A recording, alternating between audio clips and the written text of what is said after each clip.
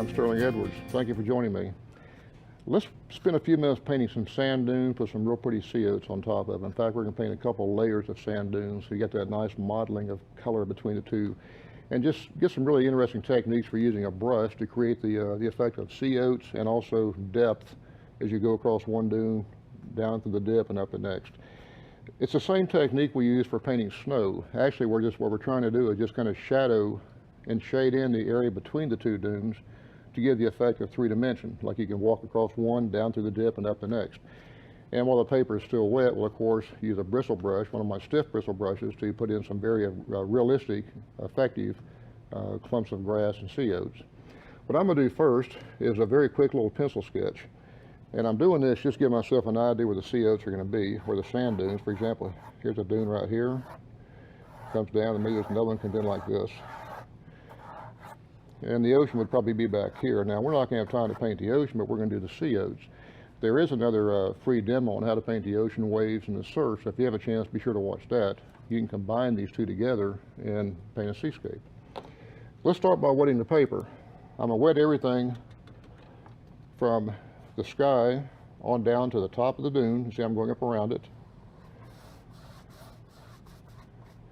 And I'm also going to wet some of the areas in the interior of the dune. I'm leaving the area at the top of the dune dry because that's where I want to show that the slope of the sea, the sand dune, and also I want that nice wet area at the top so I can get that nice wet on wet look with the sea oats. Now let's start by painting the sea oats first. I'm taking one of my stiff bristle brushes. This is the 1-inch Sterling Edwards blending and glazing brush. It's a very, very stiff hog bristle, synthetic hog bristle, and it holds a lot of paint.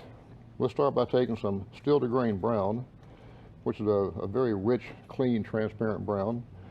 We're putting just a little bit of a cupric green deep into it, so it has just a nice earthy green. Let's start right here at the top of this dune and start suggesting there's some sea oats.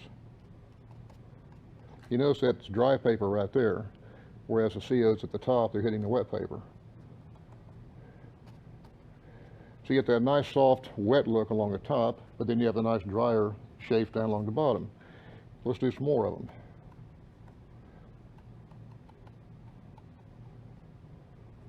This is a very easy technique. It's a very easy way to paint this effect of getting the sea oats. We got that nice soft edge. Now after it dries, we can come back. We'll put a little bit more definition on top of those. But in the meantime, let's put a few down here. Then I'm taking that brush and I'm literally holding it almost parallel to the paper. I'm holding it parallel and just very lightly pulling it up. Look at that nice dry brush and all those pretty textures you can get. This thing just lays in the color so beautifully.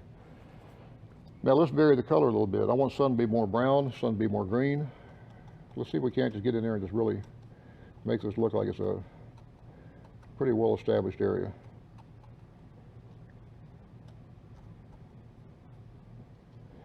Down here where the paper is dry, I can hold that brush and get these nice dry brush effects that look like a lot of sea oats and grass sticking up. I can also come in at the base of these with a little bit darker color while they're still damp.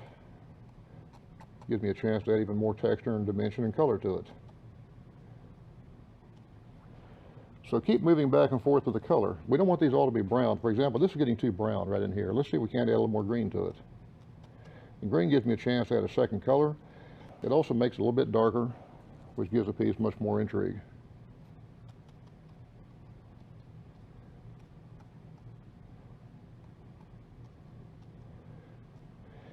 And that's a good place to stop with the sea oats. Now I'm going to stop and dry the paper very quickly with the hairdryer.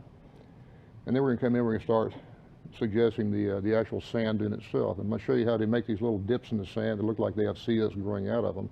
It's a very, very neat technique because it gives it a very three-dimensional look. But you can see already just how quickly, using the right brush, we're able to go in there and create the sea oats. It has a nice dry on dry look, also a nice wet on wet look, just a nice variety of textures. So let's get the dryer out and see what we can do, and I'll be right back. Okay, we're back. I totally dried the paper. Now it's important to know when to stop and dry the paper and when to keep working. I know I want to come in here right now and start modeling the sand a little bit to give it some dimension and give it some volume. But I also knew that these were very wet shapes, and I don't want the two to run together. I want to keep them separated, so to play it safe, take a few minutes and dry the paper. It's time well spent. Now let's go and start modeling the sand a little bit. Now before I start putting paint down, I want to have this brush clean and ready. This is a 1-inch soft, it's a 1-inch stiff bristle brush, and I'm squeezing most of the water out of it. That brush is barely damp. It's damp enough that I can move paint but not introduce water to my paper. So that's the key. You want it just barely damp to the touch. Let's see if we can't mix some color up that we can use for the various levels of the dune. Here I'm taking some brown steel to grain, putting a tiny bit of violet with it. I'm going to put just a little tiny bit of blue in it. Just looking for a nice, pretty, kind of a sandy gray color. A little more blue, maybe. Now the key is, I want these dunes to look like you can go up and over and across and all that. So we're going to just start doing some very soft modeling. For example, I want this dune to be separate from that one. So I'm just coming in right along the bottom, putting a little color, and coming in to lose that top edge. It starts taking on a lot of volume when I do that. Do the same thing right along in here. And again, just very lightly, kind of losing that top edge. And every time I blend an edge, I wipe that brush off. I'm picking up a lot of paint doing that. So it's important to keep that edge pretty clean. Now right in here, for example, we're going to just put a little bit, come in and lose the top edge. If that were wet paint on those pieces of grass, I would have a mess right now. But as it is, I did take the time to dry it, so we're playing it safe. Now down at the bottom, let's just really put some color in this area just to kind of show that there's more suggestion of movement in the dunes. And again, I'm just taking that damp brush and kind of moving it around a little bit, blending some edges, giving that dune lots of volume. So now we feel like we can kind of walk up and across the dunes and over the dunes and so forth.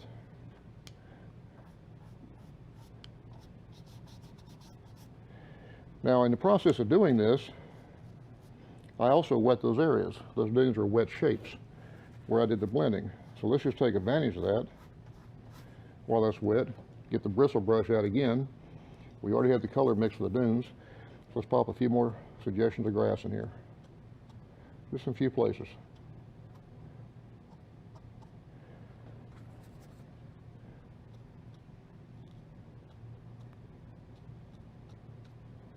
In fact, I think I'm going to put a large clump of grass down in the very corner here,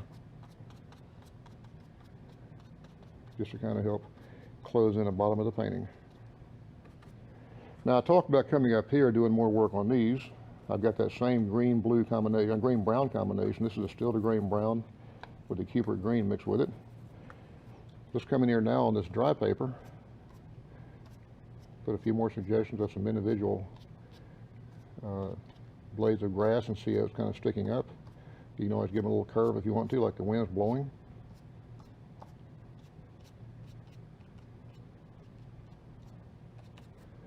And what you wind up with is just a very convincing representation of some sea oats. The only thing that needs to be done now is just take a small brush. I'm using a rigger for this. I'm sorry, number 4 round. I'm just putting a few little suggestions of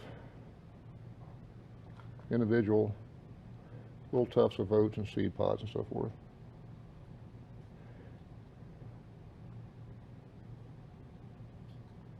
Don't do too many of these. You can just totally kill a painting with too many. We're trying to put just enough that it tells the viewer what it is, but we're not trying to overwork it. But just enough that people look at that and they'll know those are sea oats without getting too heavy with the brush.